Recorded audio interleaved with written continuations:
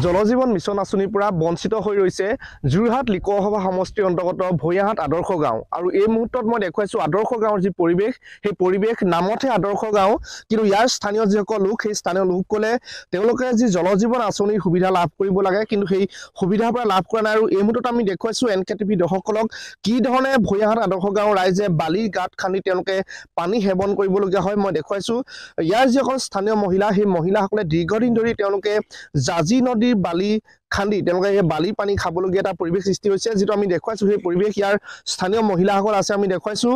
আৰু এটা কথা ক'ব লাগিব যে যিহেতু ঘৰে ঘৰে জল আৰু ঘৰে ঘৰে নল, যিটো সময়ত ৰাজ্য চৰকাৰৰ যিখন জলজীৱন মিছন আঁচনি, সেই মিছন আঁচনিখনৰ পৰা আচলতে সম্পূৰ্ণৰূপে বঞ্চিত হৈ ৰৈছে মৰিয়নি সমষ্টিৰ অন্তৰ্গত ভৈয়াহাট আদৰ্শ গাঁও। সেই ভৈয়াহাট আদৰ্শ গাঁও ৰাইজ কিন্তু নামতহে আদৰ্শ, কিন্তু দেখিবলৈ পোৱা গৈছে তেওঁলোকৰ যিসমূহ সমস্যা, সেই সমস্যাসমূহ সমাধান কৰাৰ ক্ষেত্ৰত কিন্তু আজি পৰ্যন্ত যি জনপ্ৰতিনিধি আছে সেই জনপ্ৰতিনিধিয়ে গুৰুত্ব প্ৰদান কৰা নাই। মই আপোনাৰ ওচৰলৈ আহিছোঁ, কি ক'ব, যিটো এখন আদৰ্শ গাঁও, সেই আদৰ্শ গাঁৱতে আচলতে যিটো খোৱাপানী ব্যৱস্থা, সেই খোৱাপানী ব্যৱস্থাটোৱে নাই, গতিকে কি ক'ব এই মুহূৰ্তত? অতিশয় দুৰ্ভাগ্যজনক কথা।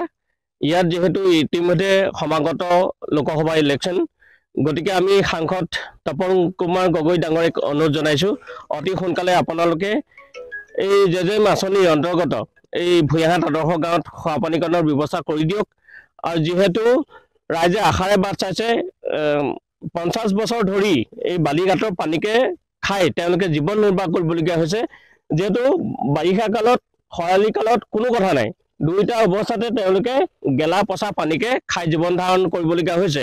আমি কৰজোৰে অনুৰোধ জনাইছোঁ মুখ্যমন্ত্ৰী ডাঙৰীয়াক, আপুনি অন্ততঃ এই অঞ্চলটোলৈ আহি আমাৰ খোৱাপানী সমস্যা, যাতায়াতৰ সমস্যা ইত্যাদি এবাৰ চাওক। মৰিয়নি সমষ্টিৰ যিগৰাকী বিধায়ক, সেই বিধায়কগৰাকীয়ে কিন্তু এই যিসকল ৰাইজৰ সমস্যা, সেই সমস্যাসমূহ তেওঁ দৃষ্টিগোচৰ নাই হোৱা নেকি? আমাৰ মৰিয়নি সমষ্টিৰ মাননীয় বিধায়ক ৰূপজ্যোতি কুৰ্মী ডাঙৰীয়াই বিধানসভাৰ মজিয়াত দম্ভ মাৰি থাকে, দম ভালি মাৰি কথা কৈ থাকে, কিন্তু তেওঁ বিশেষভাৱে সমস্যা সমাধানৰ কাৰণে মাত এষাৰ মতা আমি নেদেখোঁ। যিহেতু ভৈয়াহাট আদৰ্শ গাঁও ৰাইজে আজিও বিশুদ্ধ পানীৰ কাৰণে হাহাকাৰ কৰি থাকিবলগীয়া হৈছে। এয়া দেখিছে তেওঁলোকে বালিঘাটৰ পানী খান্দি ঘৰত খাবলগীয়া হৈছে। আৰু বাৰিষা খৰালি দুয়োটা অৱস্থাতে তেওঁলোকে গেলা পচা পানী খাই, জাজি নদীৰ পানী খাই জীৱন নিৰ্বাহ কৰিবলগীয়া হোৱা বিষয়টো অতিশয় দুৰ্ভাগ্যজনক। এই মুহূৰ্তত যিটো মই দেখুৱাইছোঁ বালিঘাটৰ যি পানী, সেই পানী কেনেধৰণে ইয়াৰ মহিলাসকলে খাবলগীয়া হয়, এই মুহূৰ্তত যদি মৰিয়নি সমষ্টিৰ বিধায়ক ৰূপজ্যোতি কুৰ্মী ডাঙৰীয়া তেওঁ যদি চাই আছে, নিশ্চয় প্ৰত্যক্ষ কৰিছে কি ধৰণে এই যিসকল মহিলা, এই মহিলাসকলে তেওঁলোকে বালিঘাটৰ পানী তেওঁলোকে সেৱন কৰিবলগীয়া হৈছে, যিটো আমি দেখুৱাইছোঁ। আৰু মৰিয়নি সমষ্টিৰ বিধায়ক ৰূপজ্যোতি কুৰ্মী তেওঁ যিহেতু বিভিন্ন সময়তে সোচ্চাৰ হৈ থাকে, কিন্তু সমষ্টি উন্নয়নৰ ক্ষেত্ৰত কিন্তু দেখিবলৈ পোৱা গৈছে এই যিসকল মহিলা, এই মহিলাসকলক কিন্তু সমস্যা আজি পৰ্যন্ত তেওঁ গুৰুত্বপূৰ্ণ ভূমিকা গ্ৰহণ নকৰিলে। মই কৰি আপোনাৰ ওচৰলৈ আহিছোঁ, কি ক'ব, যিটো আপোনালোকে কিমান বছৰ ধৰি এনেকৈ বালিঘাটৰ পানী খাই পিনি জীৱন নিৰ্বাহ কৰিবলগীয়া হৈছে? আজি 50 বছৰ মুঠতে পানী মানে এনেকৈ আমি বালি টুকি টুকি পানী খাব লগা হৈছে। আমাৰ বহুত ৰোগ ব্যাধি বহুতখিনি হৈছে। সেইকাৰণে নমস্কাৰ, মুখ্যমন্ত্ৰী ডাঙৰীয়ালৈ আমি অনুৰোধ কৰিছোঁ, আমাক খোৱা পানীকণ লাগে। আমি এনেদৰে বালি টুকি টুকি পানী খাই আমাৰ বহুত শৰীৰত বহুত নানা ৰোগ হৈছে। আমাৰ কাৰণে বিশুদ্ধ পানীকণ লাগে। আৰু আমাৰ মানে বাৰিষা যেতিয়া আহে, গেলা পচা বস্তু, অন্যান্য ঢেৰ বস্তু আহে, তেনেকুৱা পানী আমি খাব লাগে। আৰু মানে বহুত লেতেৰা পানী আমি খাব লগা হৈছে। আমিয়ে খোৱা নাই, গোটেই গাঁৱৰ ৰাইজে এই পানীকে খাব লাগে। সেইকাৰণে মই অনুৰোধ কৰিছোঁ মুখ্যমন্ত্ৰী ডাঙৰীয়ালৈ আমাক পানীকণ, অন্য নহয় আমাক পানীকণ সুবিধা কৰি দিয়ক।